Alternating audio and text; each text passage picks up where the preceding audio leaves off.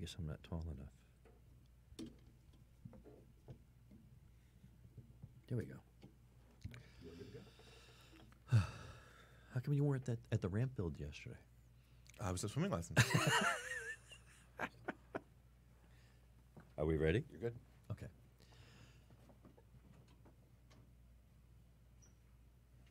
So welcome today to our show, the big thing. Oh, no, what's the name of our show? I forget. People's Voice. People's Voice, that's it. The People's Voice. You did name it. Yes. Yeah. Well, sometimes I get my kids' names confused, Now, really, what's I think is kind of an interesting thing to bring up, perhaps, is in this past week there was a little bit of banter in the news about the immigrants that are coming to this country not legally and that have a detention period that they need to serve. However, the capacity for the Border Patrol or Customs or whatever it is, ICE I guess it is, to house and maintain these individuals doesn't meet the demand, so to speak. And I guess they have an awful lot of, I hesitate to throw a number out there because I'm not sure what it is, but it's not hundreds, it's not thousands, it's like tens of thousands or thereabout. I agree. I've read similar, numbers saying anywhere from 10,000 to 50,000, depending on what source you're looking at. Yeah, and they seem to be, it seems to be much larger than it had been in the past. I think that's a given. And they're talking about, or not they, but the president is talking about that he's going to have to release quite a number of them. And his suggestion was to release them in Nancy Pelosi's district. I did hear that. So, there's a couple of takes on this, and I've given a lot of thought about it this week because I figured we'd probably have some discussion around it. Sure. But one of the things that's frustrating is, so the president's argument or his stance, his position has been that these undocumented immigrants are a danger to our society and they should not be here. So the thought that I'm going to quote-unquote release, and I probably don't like using that word, but I can't think of a better one at the moment, relocate these individuals to areas of the country that basically, sanctuary cities, but areas that probably aren't going to vote for the president anyway. And so literally, if he really believes they're dangerous, he's releasing dangerous people into people that, into the where the party that doesn't agree with him is strongest. So it's very political, in my opinion. Or in the case that he just doesn't believe they're illegal and he's doing that just to put an economic burden specifically on those areas, assuming there's an economic burden, I think that's more of a private sector type of decision than a presidential decision. Well, I'm sure that it's the sort of decision they would teach at some of the Ivy League MBA schools. I mean, I'm confident that they would position it that way. But when you think about it, these people that we don't have the capacity to hold them.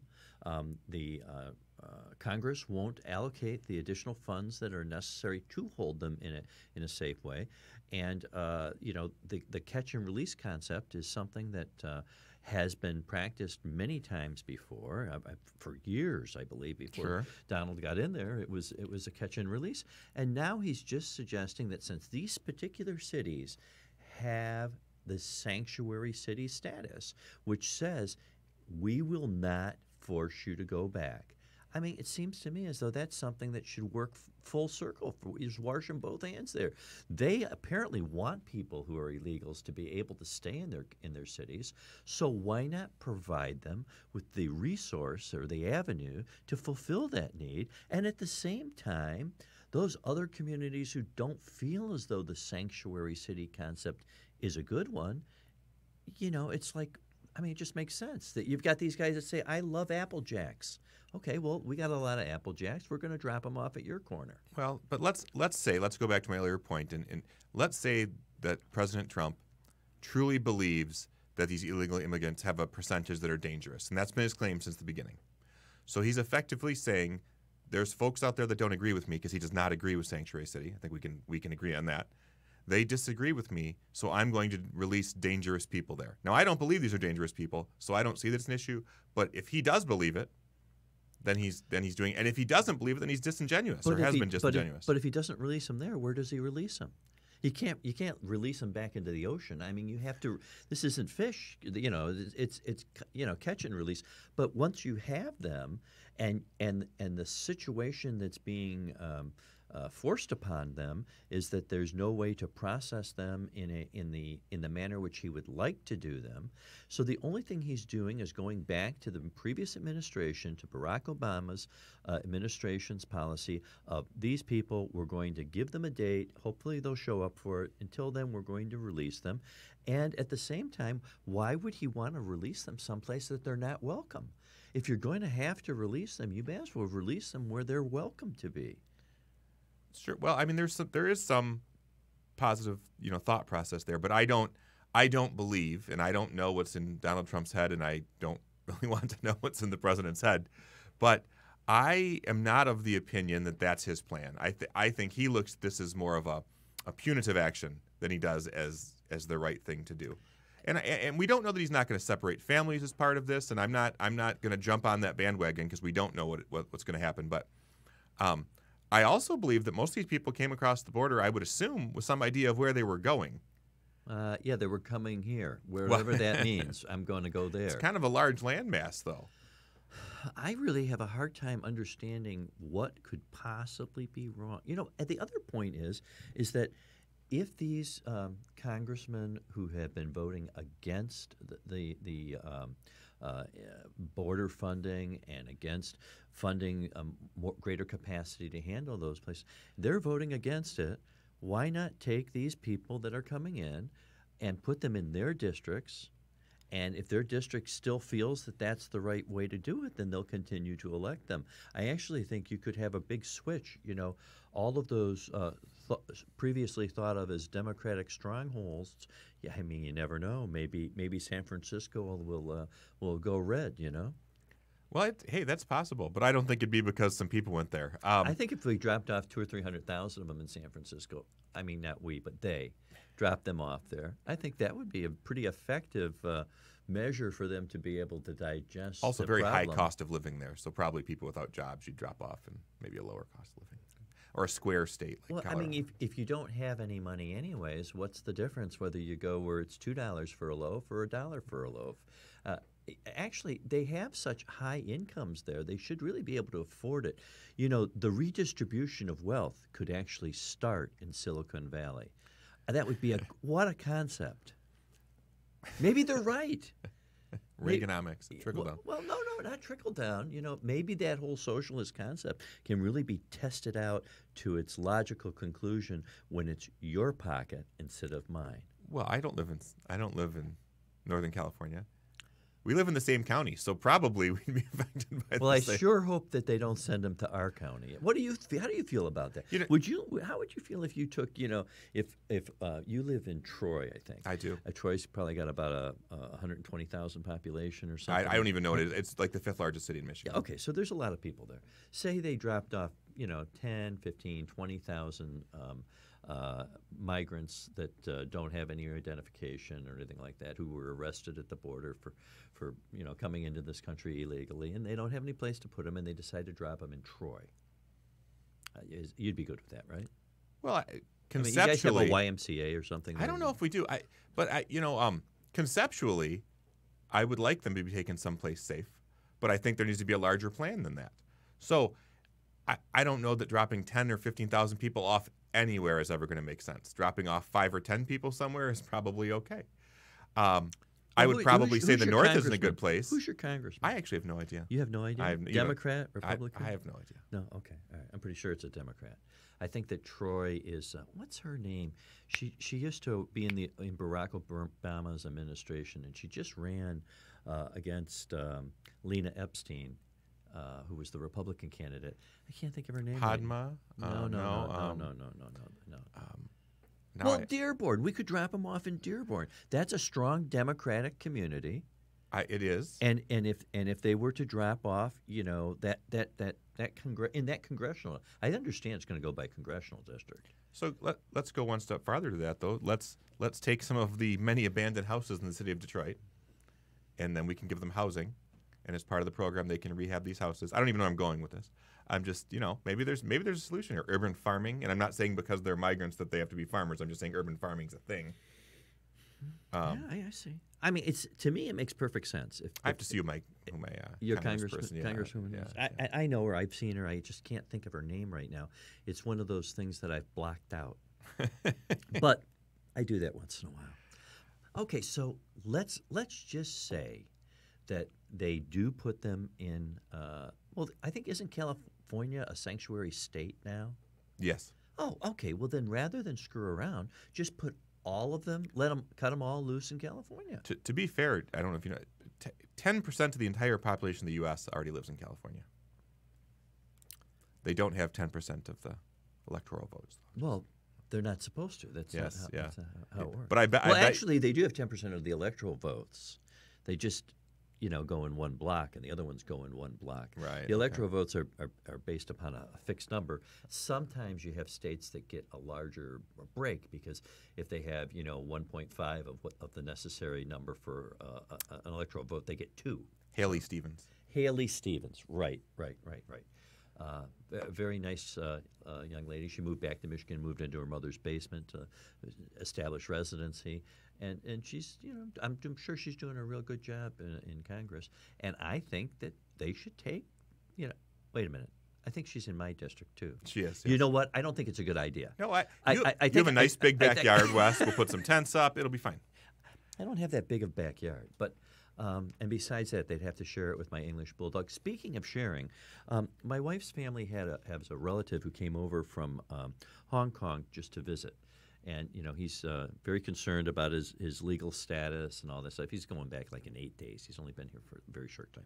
But at any rate, he's in residential real estate in Hong Kong.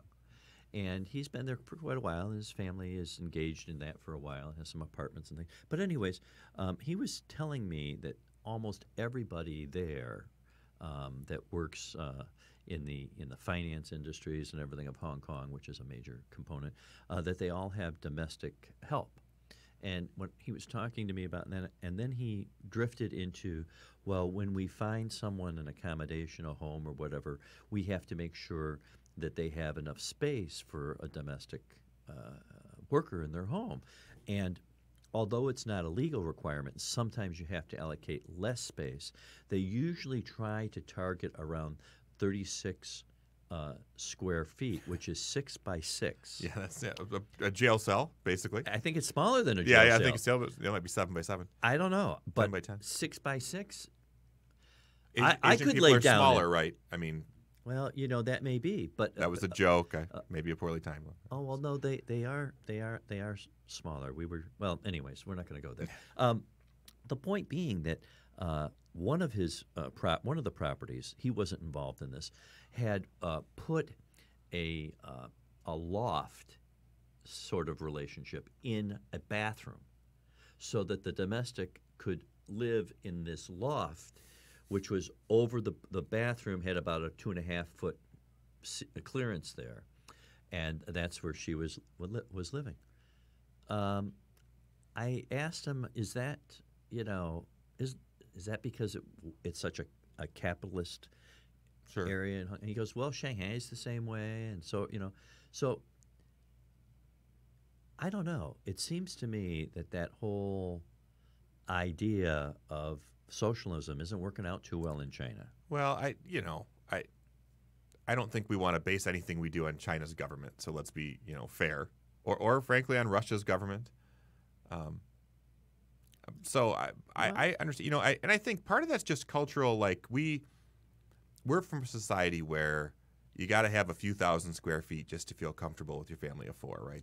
That's our society. But my ex-wife worked for a real estate company here. I won't say who they are. Although is that your first, second, or third ex-wife? No, just for. I'm married twice. It was your first ex-wife. My first wife. Yeah. Okay. You have one too. So she worked for a real estate company that owned many businesses and many different properties. The other thing they did, and I think you'll approve of this, Wes, on Fridays afternoon they were allowed to drink at their desk. They had a bar. It's kind of neat. Interesting. So a little old school. The guys were in their 80s. Yeah. But anyway.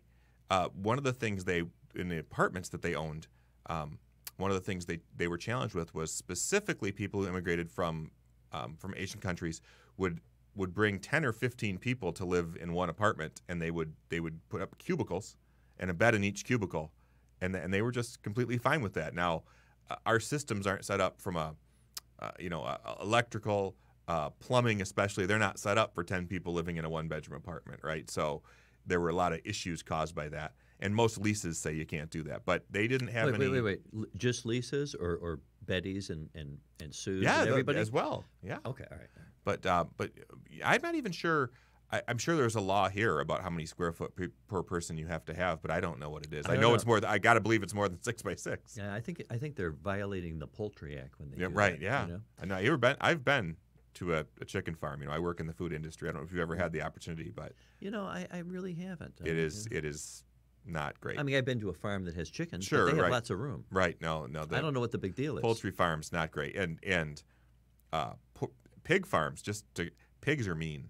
I mean, they're being slaughtered, of course, so you'd be mean too. But they will bite. I don't know if you know, pigs will bite, and they're also cannibals. If one of them's injured, the others will eat that one. Really? Yeah. Hogs will eat. I mean, bacon's delicious, right? So yeah. You can see why they would do that. But they're not nice animals. Huh. Okay, so 6 square feet. Mm-hmm. I mean, 36 square feet. That's 6 by 6. Yep. Is I'm taller than that. Well, I'm that height. Is considered luxurious domestic worker accommodations. I just can't get quite past that thought. No windows. No, and that one domestic worker who had a loft over the bathroom. She actually had a nice accommodations because she had plumbing. Sure. Well, yeah, that's a good point. Of course, I mean, she has plumbing when other people come in to use it as well, which I don't know how they manage that. And apparently that broke some barrier in terms of news in Hong Kong. Oh, okay. And because it was some celebrity, of course, it was one of those liberal type people that was doing this. Of course. Wow. And so all celebrities are liberal now. I don't. Actually, Charlton Heston. There was another thing. I was talking with him, and he speaks real good English. He teaches English, but he doesn't speak English like we speak English. Sure. There's a lot of slang in what we say. Yeah, right. And he was talking about the progressive movement, but the progressive movement in Hong Kong is the movement that wants more capitalism. Oh, right. Well, that makes. I mean, progressing away from the current government would be the yeah, I guess. Yeah. I mean, that's how he translates it anyways. And it was interesting because apparently the biggest problem that I'm not going into detail on this or the biggest perceived concern is that lots of government officials in communist China are funneling lots of money out of the country, which is interesting. And I always thought that since, I think like nuns and priests, I think they take vows of poverty or something like that. Now, as far as I know. Do the leaders of the Democratic Party take vows of poverty like Hillary Clinton and Bernie Sanders? No. But on that topic, I wanted to bring this up this week, and you reminded me of this. So there's this whole conversation going on about Trump's tax returns having to be released by the 24th this month, and I want to go on record. So right here now, I do not believe that he doesn't want his returns released because he has concerns over like an IRS audit or that type of thing. I think he's afraid that people are going to find out he doesn't make as much money or isn't as wealthy as he would like to pretend to be. Well, let me tell you what I think. I think that many of his investments that failed were LLCs without personal guarantees. So let's say that you had a big company and it failed and had, $10 million worth of debt on it when it failed, and if it was in an LLC where you were the member, not that he would be the sole member, but just as an example, if he was the sole member of that LLC that failed, he would have the benefit of that $10 million loss on his tax return, which he can carry forward under current law indefinitely. It was at one time limited to a certain number of years, and then it went to forever, and it could be repealed. Or, it's one of those things that has an expiration date on it. But anyways, so you can't say forever because things can change in the future. But current law has no expiration, no limit to how far you can carry it forward unless the law expired. Okay. Okay. Which would mean since some of his statements in the past have said, hey, I don't have any problem with debt. That's good. I like debt. I know how to work with debt. It seems to me as though he probably is carrying forward some substantial losses, and that's why he probably doesn't have to pay very much income tax because he has those to offset it. Now, the interesting twist that is if you have those losses, it doesn't mean that you ever had to put money in to lose it. It just means you had to have bills that you right. That whether you paid them or not is irrelevant. Right, debt against that business, against that LLC. That just like it's all based on accrual. It's all based on cash, which is date of transaction, not necessarily date of payment. So with the date of transaction, But I thought LLCs did not protect you from personal. I mean, I thought it was an LLC is a corporation. It's limited liability. It's a limited. That's the whole point. Limited liability. Now, most people won't allow an LLC to go without a personal guarantee from the members of the LLC. Right. However, in Trump's situation, maybe he didn't have a loan with the construction company. Maybe he just had a contract with them. Right. And if it was signed in the name of the company, then he wouldn't have personal liability on it. But as an LLC, it would still pass through. By the way, this is not legal. Or this is not tax advice. I am not an attorney, nor am I a tax accountant or any of that stuff. But that's the way I understand it. Check with your own H&R Block to make sure. And just for future reference, the last thing you want to do in your life is take legal or tax advice from Wes or I. It's not going to be to your advantage. It may be the last thing that you do in your life if you do. So, yeah, not good. But that's the way I understand it, and I think I have a pretty good understanding of it. But you would have to verify that first. But I think that's what's going to happen. It's going to show that he didn't pay any taxes, and he's got a huge loss that he's carrying forward from whether it's the Atlantic City casinos or whatever, and it could have been just a portion of it. It might not be the big thing that he got lots of people to fund, but maybe he owned the decorating company that ordered the chandelier that doesn't get paid. So no, I don't want to get off topic again but you're probably correct. Okay, but I still think he's not worth what he claims to be, and he's so ego driven that he couldn't stand if he's not whatever the ex-richest man in America. But well, let's put it this way. I don't think he's really wanting for a lot of things in his life. Well, that's fair. And it seems to me that he probably doesn't have to pay at the golf courses that he owns. No, but the taxpayers do. We pay for all of it, so we could get on that. And I do understand that most of his wealth now is tied up in licensing rather than in actual real estate. That's a big part of it because he licenses his right. name Yeah, out he doesn't for own people. a lot of that. Right. It's the Trump organization. Brand. Yes, it's almost a franchising type of. Yeah, absolutely. Absolutely. Interesting. But it's confusing. So let's get back to why the Democrats don't want to take their own medicine. And that's really what it is. If they don't want those immigrants to be coming to their town, then then there's a real problem I there. think the argument rings hollow in a lot of ways, and it's the NIMBY thing with prisons too, right? Everybody thinks that we should have bigger, nicer prison. People think we should have bigger, nicer prisons, but they don't want that bigger, nicer, more humane prison in their backyard, right? That's not any right. But I think if he said he were going to bus these people around the country to areas, hey, maybe there's places that are the unemployment's at an all-time low, so maybe there are some areas that I understand you can't employ illegal immigrants, but maybe there's we used to allow migrant workers to come and pick crops legally. I can't remember the name of the law. If they want to go through that legal process, they still could. But instead, they want to rush the wall, so it's Well, they didn't rush the wall; they're in a cage. Well, they got caught. They got stopped. Well, I don't think we know. Maybe they just surrendered. I had a nightmare the other day about my house being infested with mice, and I don't remember if any of you remember Get a cat. Well, do you remember the cartoon with Dixie and Pixie or whatever it was? There was a couple of Mexican mice. They wore sombreros. I don't remember this. Well, anyways, I'll share that with you off air. So what? Then I guess I understand what you're saying. Like the Democrats in Nancy Pelosi's district would like to take their fair share of immigrants as long as everybody else in the country, even if they don't want to, would take their fair share. Sure. Okay, so now you're going to force feed me your politics, but rather than taking a bigger portion of what you're asking But for that's yourself. the case of politics all the way across, right? I don't know anybody who wants this 42-cent Michigan gas tax, right? But we're all going to take it. Well, apparently the Democrats want it real bad.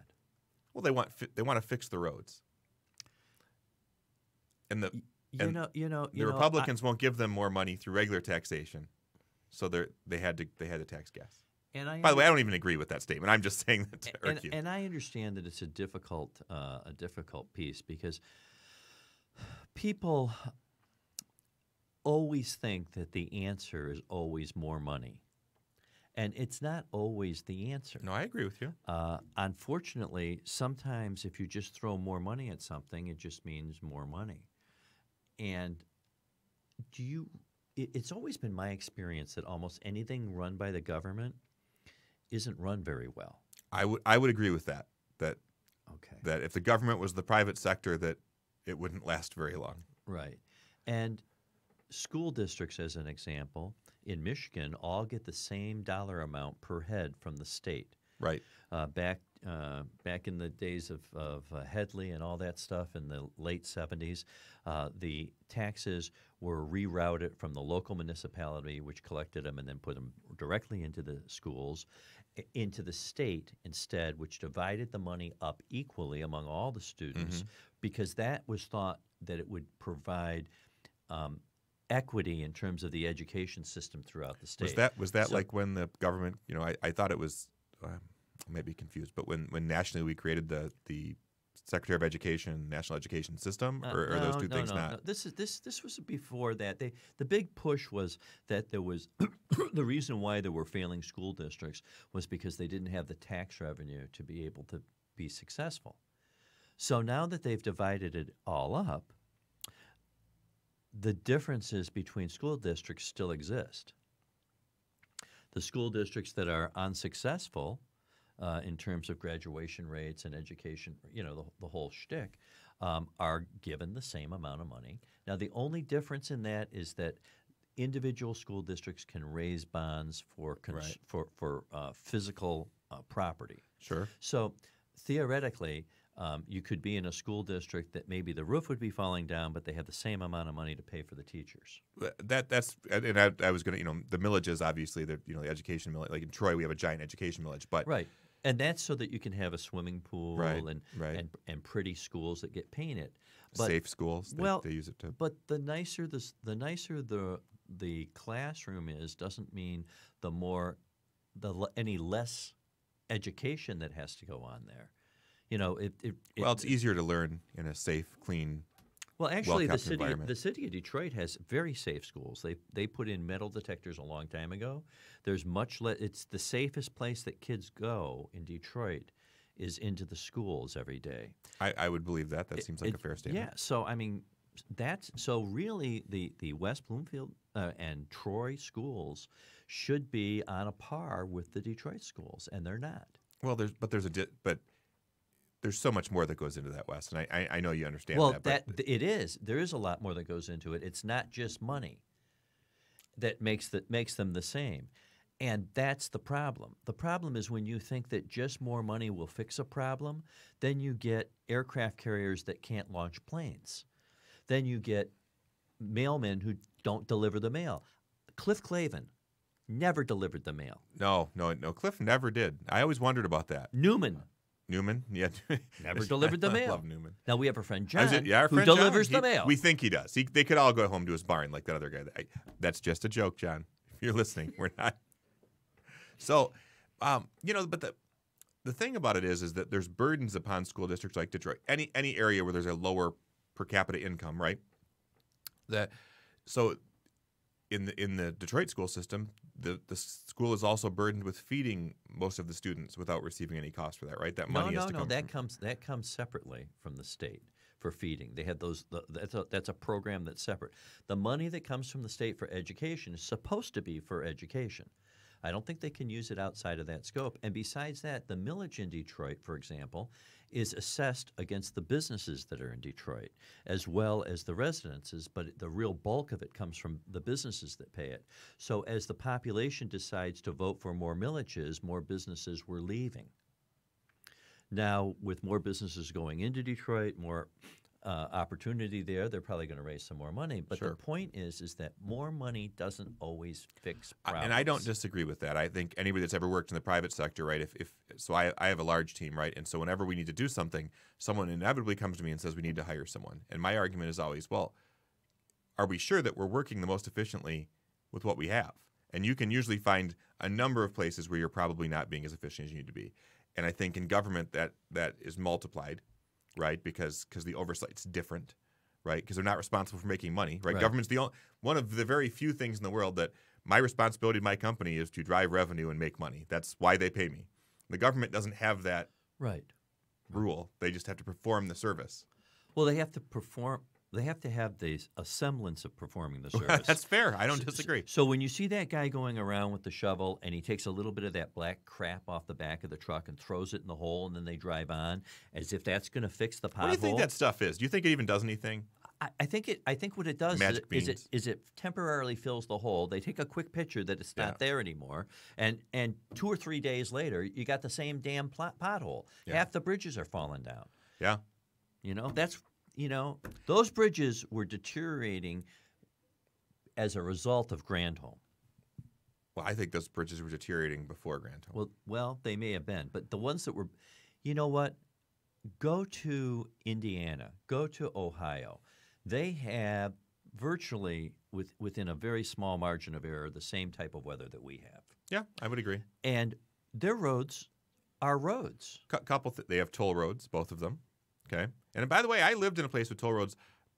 I mean, I was spending $50 a month on tolls. Let's face it, your last name is Toll. Yeah, well, no, so I'm a big... It's no surprise that you would I'm innately gravitate towards that answer. But listen, so, they have toll roads. They have much stricter policing.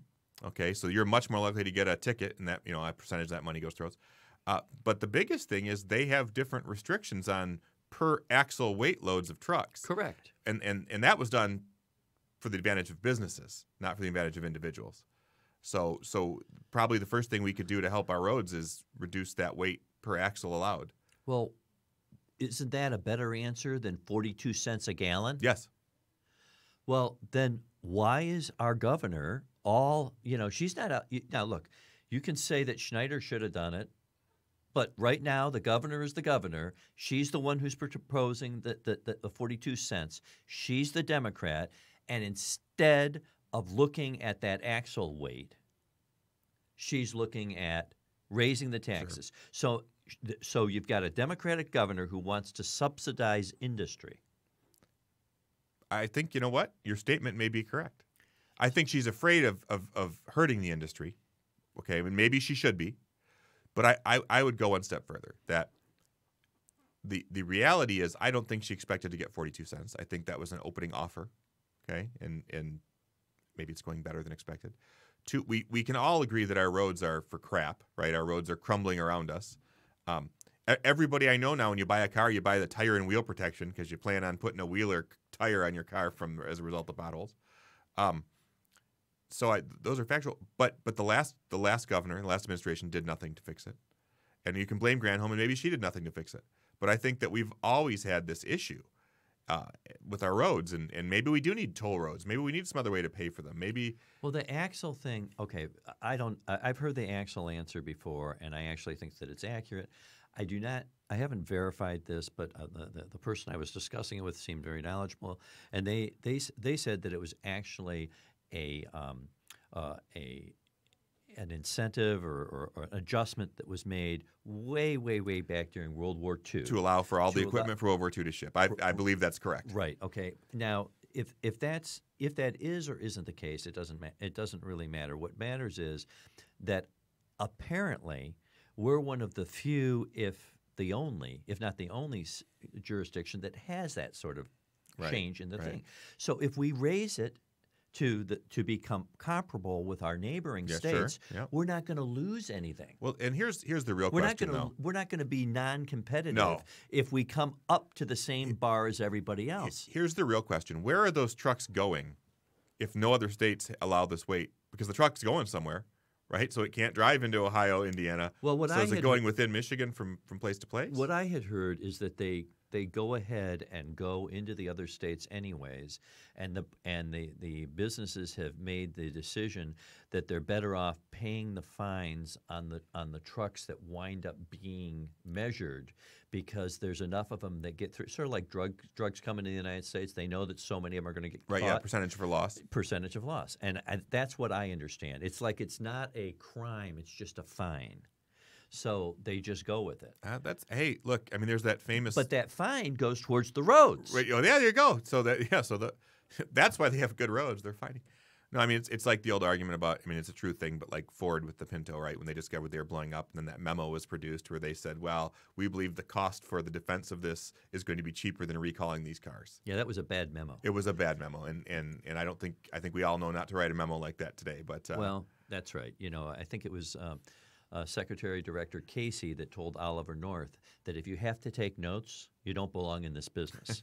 So at a certain level, you have to, understand why you're doing Whatever happened things. to Oliver North? He's still around somewhere? Oh, yeah, he's the president of the NRA now. Oh, of course he is. And he's also a consultant on one of the major news networks. I'm sure you can't guess Is it a which small one. animal that runs and is possibly red? Yes. It is. However, I have a book autographed by him once. As a matter of fact, I heard him speak at the Detroit Economic Club some years ago, and he was there. And he was a very good speaker. He really hit the circuit hard after the whole Iran-Contra. I think he did okay for himself.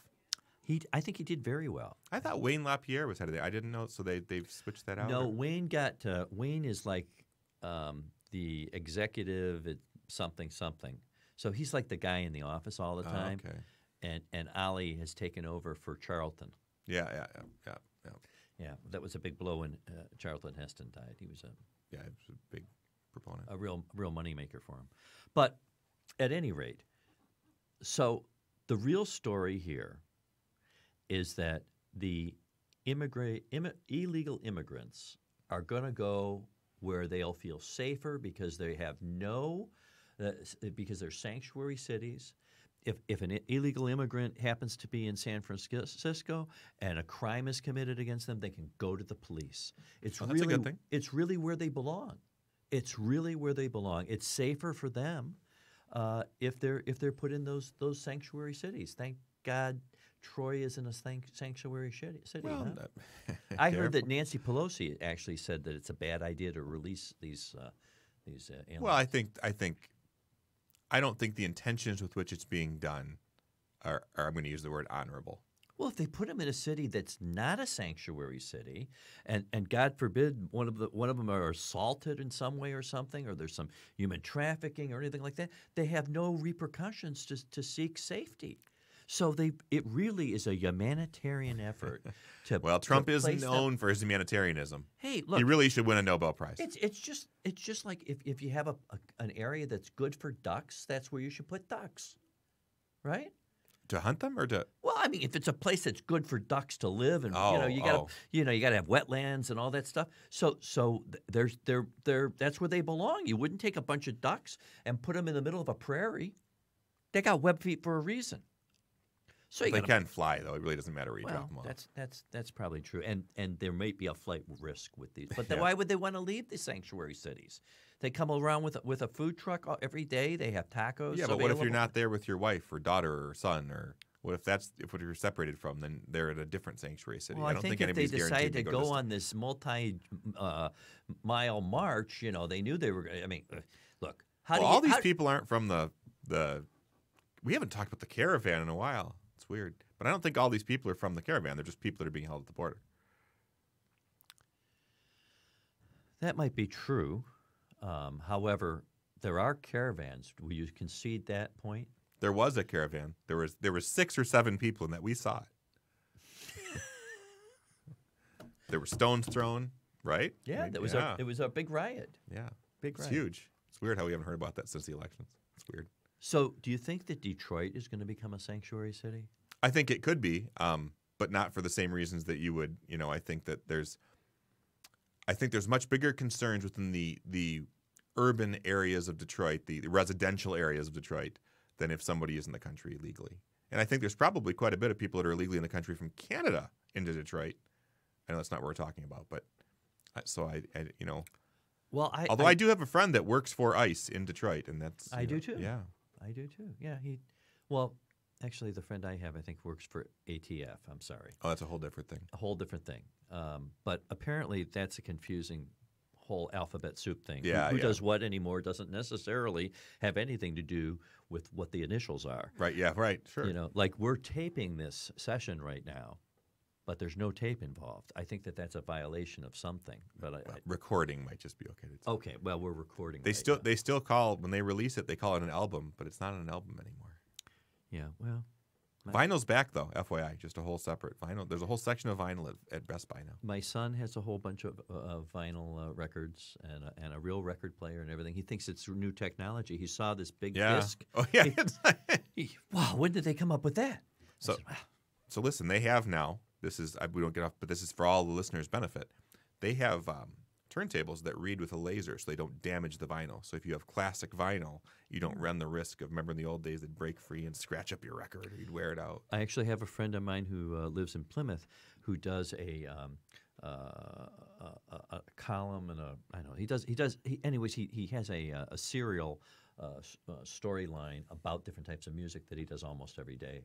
And I think it's probably more like a broadcast than a. I don't know. Anyways, it's very interesting. But you're right. I hear big things about vinyl, and I understand 8-tracks are coming back. I have used an 8-track. But you know my uncle, so he has a cabin up north, right? And when I first started going there when I was a kid, that was the only thing they had there was an 8-track player, and there were 4 8-tracks. So you better like America, Horse with No Name, because you're going to hear it a lot. And you know Herb. You know that Herb was responsible for those 8-tracks being there. I'm sure he was, and I'm sure that they're probably still there. I'm sure No, it's gone. No, I really think they were taken and given back to Herb in like the 90s when I put a stereo receiver with a CD player up there. Okay, all right. So I think we've accomplished something. We've settled the question. We have in terms of where the illegal immigrants Wes's house should be placed. They should go where they'll be the safest, and the safest place for them to go is where they have all the security and accessories that go along with being in a community. They'll have health care. They'll have police protection. They'll be able to actually vote in most school districts in those areas, or at least in some of them. One of them. So yes. they'll be well integrated into society and well supported right off the bat. They don't get health care. I'm very excited. There's for no. them. There's Well, no, in sanctuary cities they would. No, wouldn't they? we don't have socialized health care. There's no. Well, now, in California they do. No. Oh yeah. They have. They have their own health care in California that compensates for whatever the federal government doesn't come up. They cannot. I don't think that's true. They cannot. My brother-in-law is a doctor there. He set up a practice in near a bus stop in Oxnard because there was a lot of immigrants that would come through there, and if they didn't have the federal health care available to them at that time from the government, like Social Security, Medicare or Medicaid or whatever, then they had CalCare. And anyone, including immigrants at that time, could get CalCare. So he did not have to deal with any non-payments or anything like that. And what he would do with anyone that needed something beyond what he could do in his clinic is he would just send them over to the emergency room. Sure. Well, that happens here. Because one of our big, there is no non-care for an emergency room, right? They have to care for you by law. Yeah. But do you know there's several healthcare systems in Detroit, but do you know that the average payment of any of the major hospitals within the city of Detroit is 50%? That's how many of their bills get paid. 50%. We must have some sort of healthcare issue, right? Now, I know your argument could be, do those people want to pay and just aren't, or want to pay and can't, or can they pay and won't? And that argument you could probably go for a long time. Yeah, I don't know that I can really respond to that very well. I will say that perhaps it is a mistake that anybody that goes to an emergency room can get health care. Well, how are you going to not care for people, though? If you're shot on the side of the road, do they get to say, you see, in an emergency room, Blue Cross card? Their pricing is based upon emergency services. But in a clinic, the services are priced differently because there's a different demand level and they don't have to have the same staffing. So you could have a physician's assistant actually staffing a an urgent care. Right. But you have to have everybody, including a frickin' heart surgeon, on call for an emergency room. So here's a true story, quick story. We'll end our podcast. I mean, you can end your podcast, but here's. So I used to work for a grocery chain here in Detroit called Farmer Jack. I think we talked about this, and so I was in their corporate office, and I had our corporate insurance was. This is 20 years ago when we had a little bit better insurance everywhere, right? Right. And my girlfriend at the time and I were on vacation, and we were in Minnesota. And now, did your wife know you were there? Yeah, but that girlfriend became my first wife, but I didn't want the first wife joke to come back up. Oh, but okay. Yeah, okay, so okay. no, but so we may have even been married at the time. I'm not sure. And we were staying with my aunt and uncle. Anyway, I wake up occasionally with I have kinked ear canals, and I'll wake up deaf in an ear. They have to clean out my ear, right? It's not anything. So my insurance, I was out of network because I was in Minnesota. So if I had gone to like a doctor there or a clinic there, I was going to have to pay the whole thing out of pocket. However, I had zero deductible for ER visit, and that extended out of network because it was an ER. So I chose to go to an ER to get my ear cleaned because it was free.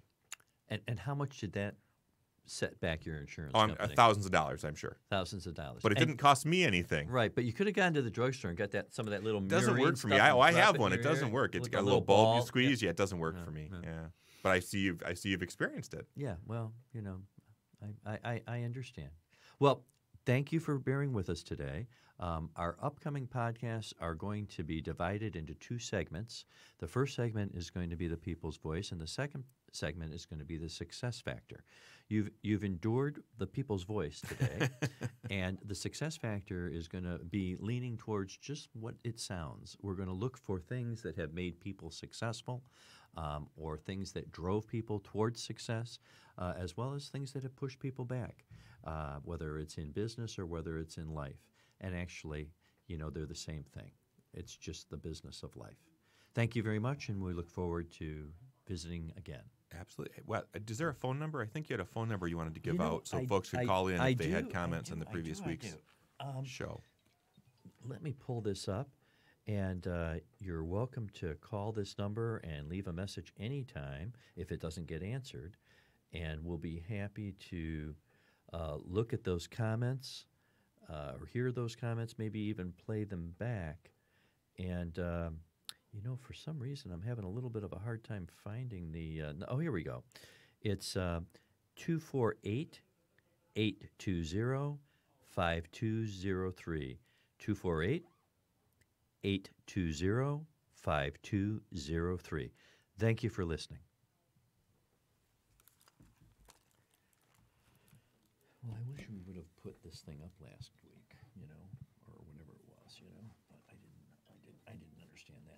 And for some reason, well, I did get kind of confused. I've got so much stuff going on right now. Were you at the ramp build yesterday? I was at the ramp build yesterday. In fact, I got there like at 5 minutes to 9, and there were already like 4 or 5 people there doing stuff, And it got done. I think it got done pretty early. I wound up leaving at about 1:30, and I heard that it was over with at 2:30. So, and they did have everything up except about half of the uprights that were on it. But it was a really long ramp, and I don't know. There was a ton of people there though, and somebody else brought donuts. I always bring donuts, right? Well, this guy who's an attorney in Dearborn, I don't know, I can't think of his name, but anyways, I've never met him before. He's a member of our lodge, like a lot of people are, and he brought. Everything okay? Oh yeah, just my phone won't stop ringing. Well, it's a good problem to have. You're popular, You're in high demand. I gather you're wrapped up. Yes, we are. All right, I'll clip that down. So